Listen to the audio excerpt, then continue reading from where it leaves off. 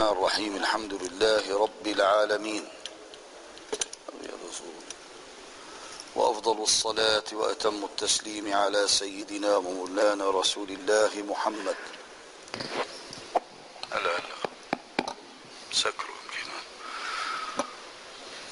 اللهم علمنا ما ينفعنا وانفعنا بما علمتنا وزدنا علما يا رب العالمين، واجعل أعمالنا وأقوالنا كلها خالصة لوجهك الكريم. وصلى الله على سيدنا محمد وعلى آله وصحبه وسلم. قال المصنف رحمه الله ونفعنا به: فصل في المن بالصدقة. قال الله تعالى: يا أيها الذين آمنوا لا تبطلوا صدقاتكم بالمن والأذى كالذي ينفق ماله رئاء الناس ولا يؤمن بالله واليوم الآخر فمثله كمثل صفوان عليه تراب فأصابه وابل فتركه صلدا لا يقدرون على شيء مما كسبوا والله لا يهدي القوم الكافرين. بين الله تعالى أن من تصدق بشيء من أنواع الصدقات اشترط لنيله ذلك الثواب العظيم الذي أعده الله للمتصدقين أن تسلم صدقته من المن بها على المعطى والأذى. فالمن هو أن يعدد نعمته على الآخذ أو يذكرها لمن لا يحب الآخذ اطلاعه. وقيل هو أن يرى لنفسه مزية على المتصدق عليه بإحسانه، ولذلك لا ينبغي أن يطلب منه دعاء ولا يطمع فيه، لأنه ربما كان في مقابلة إحسانه فيسقط أجره. أولا، الصدقة في شهر رمضان هي من أفضل الأعمال ومن أفضل الصدقات، لقول النبي صلى الله عليه وسلم: أفضل الصدقة صدقة في رمضان.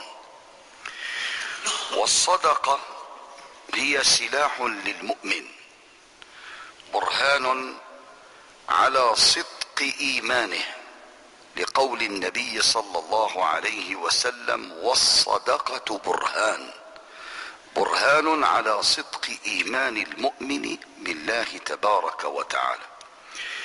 وهذه الصدقة التي يبذلها المؤمن تكون له يوم القيامة ظلا يستظل به في الموقف، حيث ورد في الحديث قال صلى الله عليه وسلم: كل امرئ في ظل صدقته حتى يفصل بين الناس. يعني عندما تحشر الخلائق إلى الله سبحانه، وعندما يفصل الله عز وجل بين الخلق يحاسبهم، ويصبح الناس فريقين: فريق إلى الجنة وفريق إلى النار. في ذلك الموقف الذي تتفاقم فيه الأهوال وتدنو فيه الشمس من رؤوس الخلائق ويكون الحساب ويكون النقاش، المؤمن المتصدق يكون في ظل صدقته أثناء الموقف حتى يفصل بين الناس. فهذه الصدقة ظل عظيم إذا ما تصدق به الإنسان وجد نفسه في نعيم يوم القيامة في الموقف الذي يشتد على أصحابه. وهنا في هذا الفصل يشير إلى ناحية هامة، يحذر من المن بالصدقة. إذا تصدق الإنسان على فقير ليحذر من المن، ليحذر من أن يؤذي هذه الصدقة بأن يفقد نفسه أجرها وثوابها عندما يمن على ذلك الفقير. وكيف يكون المن؟ ذكر بعض مظاهره فقال: فالمن هو أن يعدد نعمته على الآخذ، يعني أعطاه اليوم وأعطاه غدا فيقول له: لقد أعطيتك، أكرمني الله فأعطاني فأعطيتك، لقد تصدقت عليك، لقد ويعدد عليه يعني نعمته عليه. فهذا لا يجوز، لأنه يؤذي هذه الصدقة ويفقد أجرها وثوابها. ومن المن أن يذكر للناس أنه أعطى فلانا، فإذا لقي فلانا وفلانا يقول لفلان أو لفلان: لقد أعطيت فلانا اليوم مبلغا من المال، وفقني الله، قضيت حاجة فلان. فهذا من المن، وخاصة إذا ذكر ذلك لإنسان يكره المتصدق عليه أن يطلعه على ما أنعم به عليه.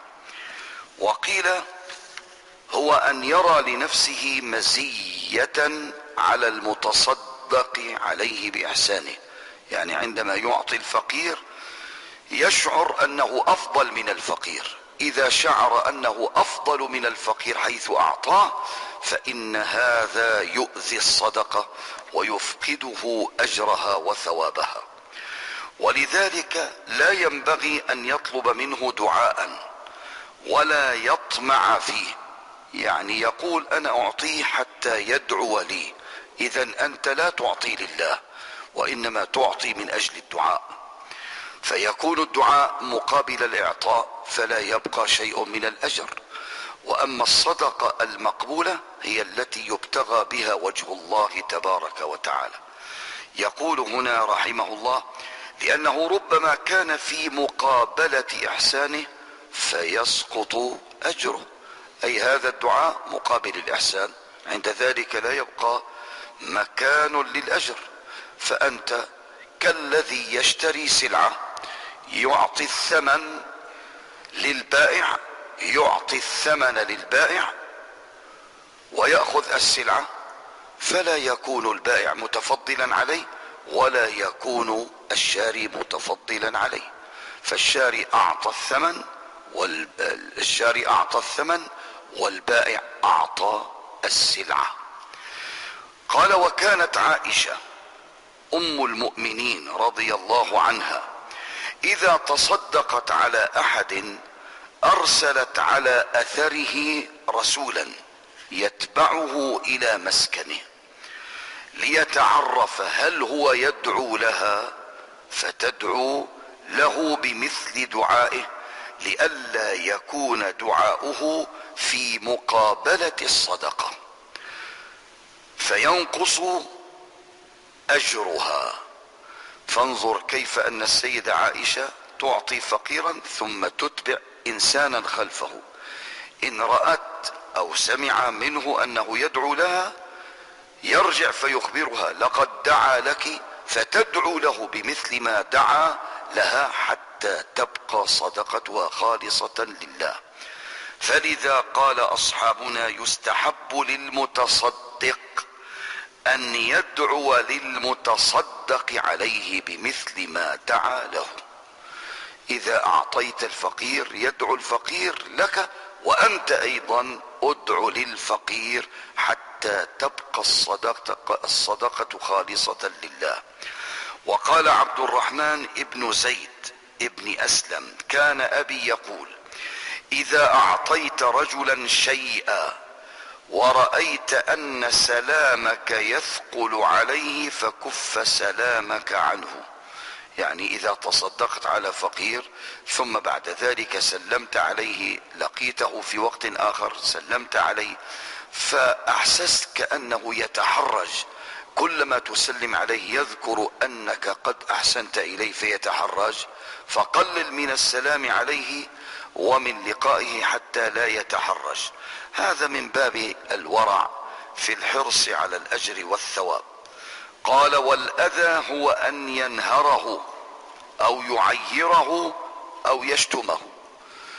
أتاه في يوم فسأله فأعطاه، ثم أتاه في اليوم الثاني فسأله فأعطاه، ولكن تغير وجهه أمامه. أتاه في اليوم الثالث فسأله فنهره وقال له: في كل يوم تأتي.